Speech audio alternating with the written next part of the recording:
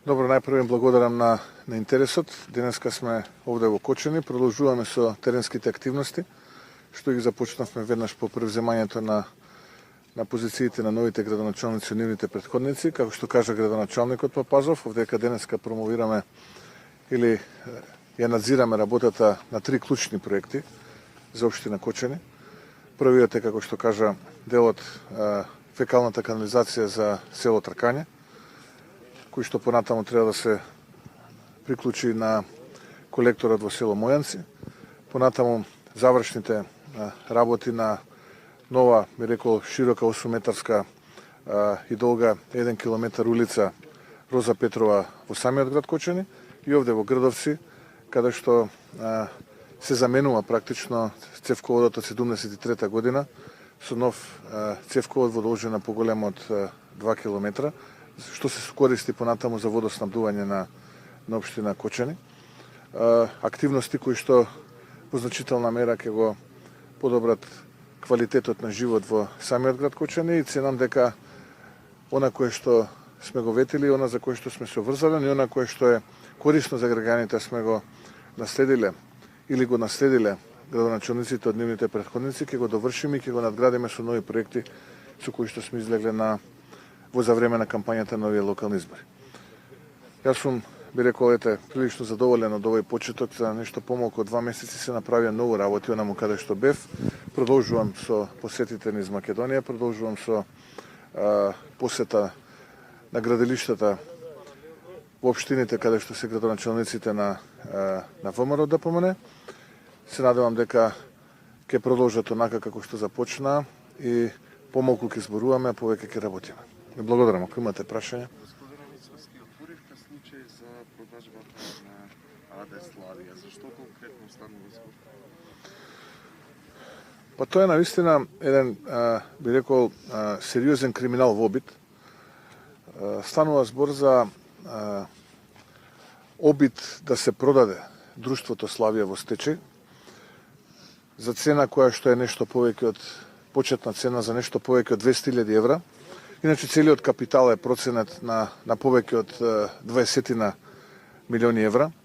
Само како куриозитет можам да напоменам дека минатогодишните приходи се негде на ниво повеќе од 800.000 евра, а да не зборувам за други урбанистички планови кои што предпоставувам потенцијалниот купец има намера да ги користи во делот на, би рекол, седиштето на ова друштво Славија.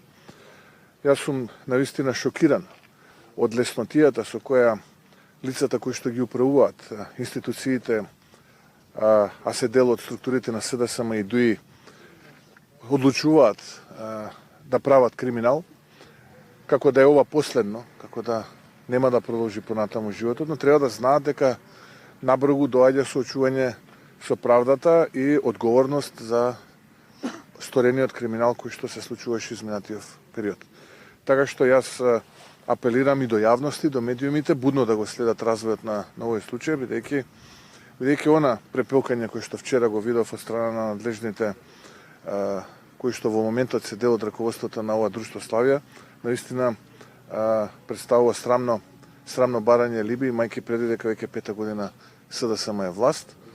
И наистина сум, повторно ќе кажам, шокиран од леснотијата со која одлучуваат раководните лица да прават криминал.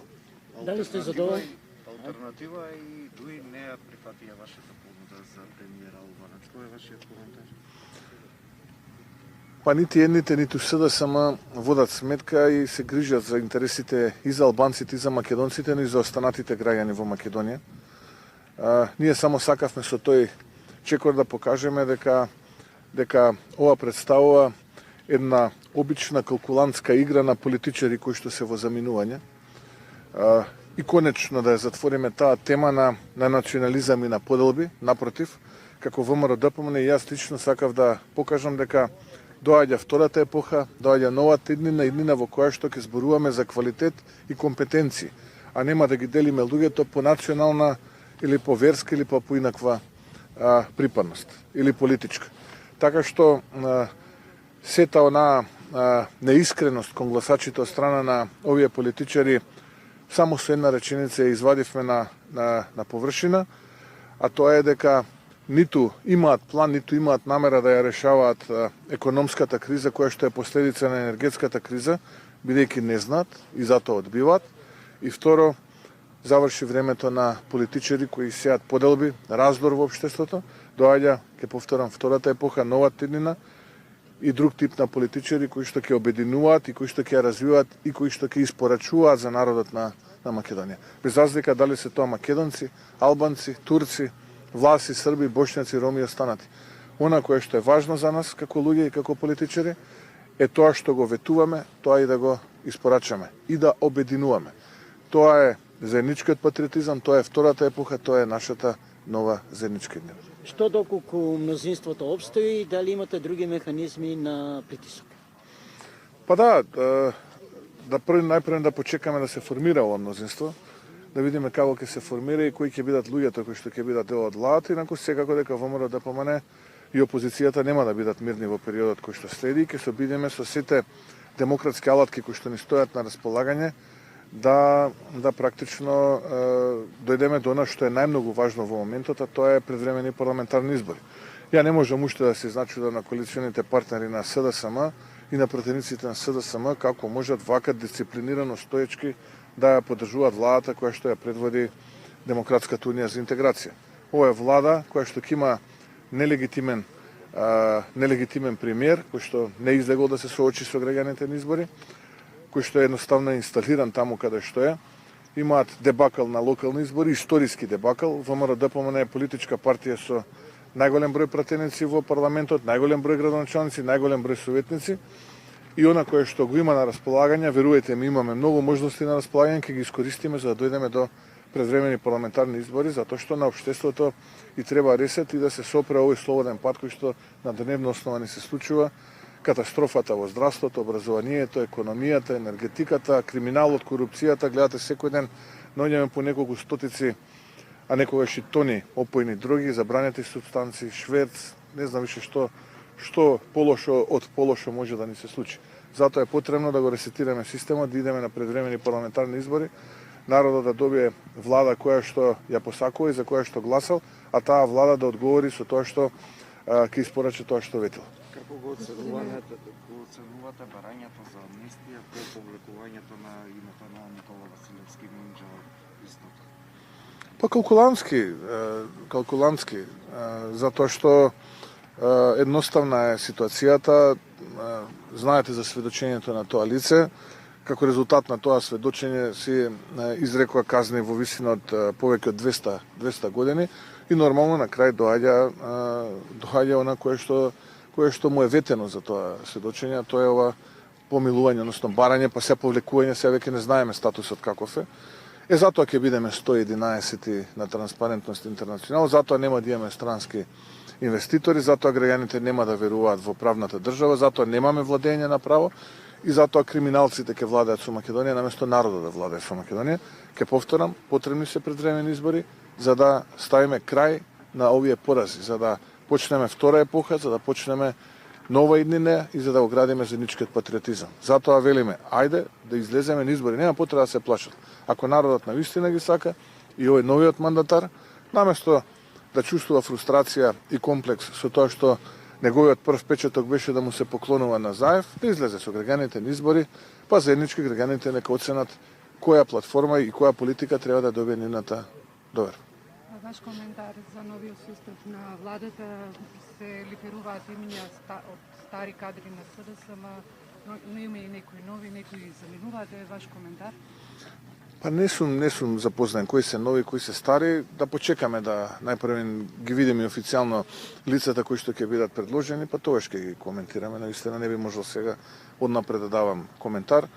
Инаку ако очекувате дека нешто ќе се промени од заевизмот, мојот одговор е дека нема да се промени, ова ќе биде можеби проширена и надградена верзија на заевизмот. Не очекувам дека нешто ќе се промени кон подобро, напротив ќе продолжи засилениот слободен пат на државата со овие луѓе и ќе повторам, затоа ни се потребни предвремени парламентарни избори час поскоро за да може народот да излезе од оваа летаргија и од оваа демотивација во која што се наоѓа и разочараност. Вчера Државниот завод за ревизија излезе со анализа за малите хидроцентрали, да ни кажете, вие во 2 наврата бевте советник на двајца премиери, исто така и директор на ЕЛЕМ.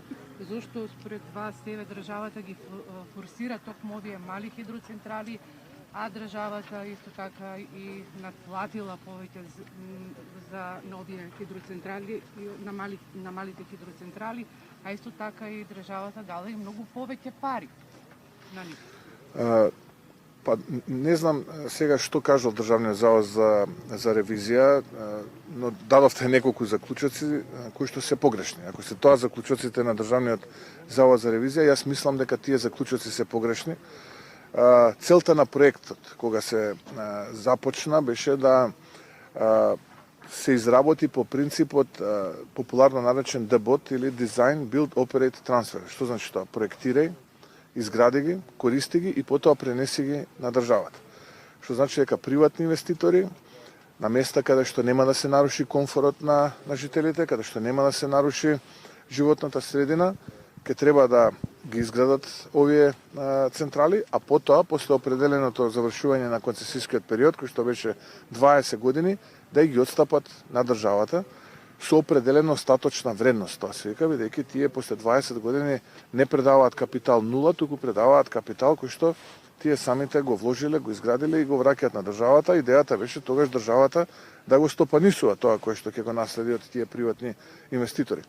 Сега не знам, овие 4 години немам идеја, односно немам представа, никаква информација до каде е овој проект и дали воопшто се развива или дали се градат такви објекти. Само едно знам, дека се форсираат изградба на фотоволтаици, кои што според мене имате многу понегативен социоекономски аспект отколку овие хидроцентрали, доколку тие хидроцентрали не го нарушат, ке повторам, комфорот на живот на граѓаните и не ја нарушат животната средина.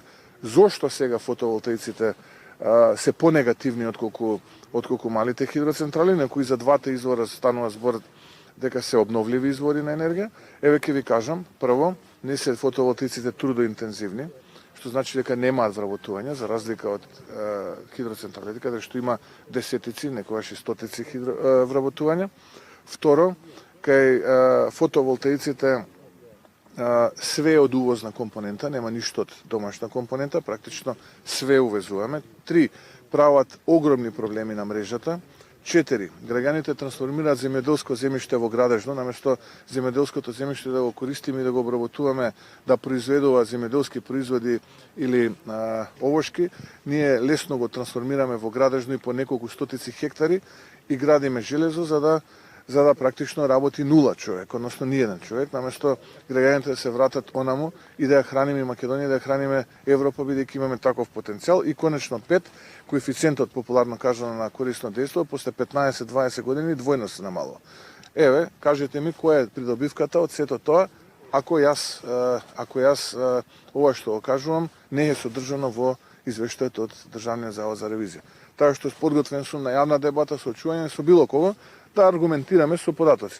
Ја не гледам никаков бенефит нити за општините, нити за Македонија, ако нема нови вработувања, ако нема висока технологија, ако тоа што ќе се инсталира се потроши за пола година, ако наместо земјата да се работи и да раѓа земјоделски производи се користи за инсталирање на овие панели и конечно на крај ако правиме проблеми на електроенергетскиот систем, па ќе мора ние граѓаните тоа балансирање да го плаќаме. Еве, кажете ми која е придобивката на граѓаните на Македонија на општините. Јас таква придобивка не гледам, напротив, гледам едно дополнително уништување на обработлива земјоделска површина. Нека градат на земја која што е 6-та категорија и нагоре, на камењари и така натаму, а не на земјоделска обработлива површина, како што е тоа праксата која што ја воведе оваа влада предводена од Зоран Заев и СДСМ и ДУИ. Дали сте задоволни од досегашната работа на градоначалниците? Па ако, како што велат нашите повозрастни, денот путрото се познава, во вие нешто помалку од 2 месеци од тие кои што беа избрани во првиот круг, да, јас сум задоволен, имаме една исклучителна квалитетна динамика. Реков отпочнување на нови проекти, продолжување на оние проекти кои што ги имаат наследено нивните претходници, а кои што значи додадена вредност во комфорот на живење на нивните граѓани, на нивните сограѓани. Така што, ако денот путрото се познава, можам да кажам дека првиот впечаток е одличен, а секогаш што го говорам дека нема втора шанса за прв впечаток, така што, еве да сумирам, долгата приказна накратко, да, задоволен сум.